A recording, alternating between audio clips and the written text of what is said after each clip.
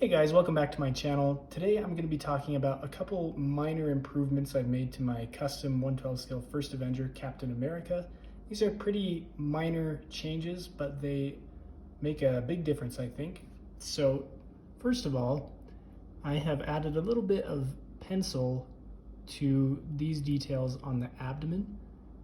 So before it was just this stitching here, and adding the pencil just kind of adds a little bit of faux shading and makes them stand out quite a bit more than they did before, and I'm really happy with how that looks. That's a big design part of the First Avenger suit, is these padded abdomen sections, so I'm really happy with how that came out. I also repainted the belt. I mentioned that I was considering doing that in my full review of this figure, but I finally went and did it, and it turned out better than I could have hoped for. The color matches pretty well with this strap here, which was kind of what I was using as a reference. I also added the same color paint to the gloves. So I painted all of the gloves and the extra hands that he comes with, and then I painted the glove spats as well. So I just added some watered down reddish brown acrylic paint. And to mix this paint, I just used some flat red and flat black until I got the hue that I was looking for.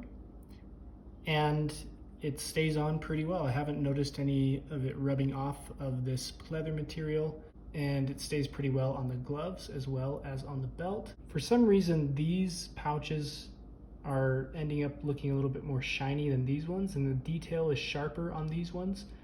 So I kind of wish that these looked more like those, but it's a pretty minor difference. There's something very crinkly and kind of crude looking about this one in particular, to a lesser degree this one, and then the detail on these ones looks very sharp in comparison, which is kind of a shame because I tend to have his shield covering them up.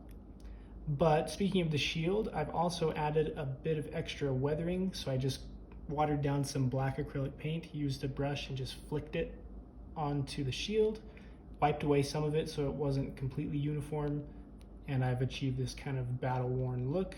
I also added some silver paint into the crevices of the star and then wiped it away, so I think that looks a lot better. I don't think the star should be really accented by having those black lines in there.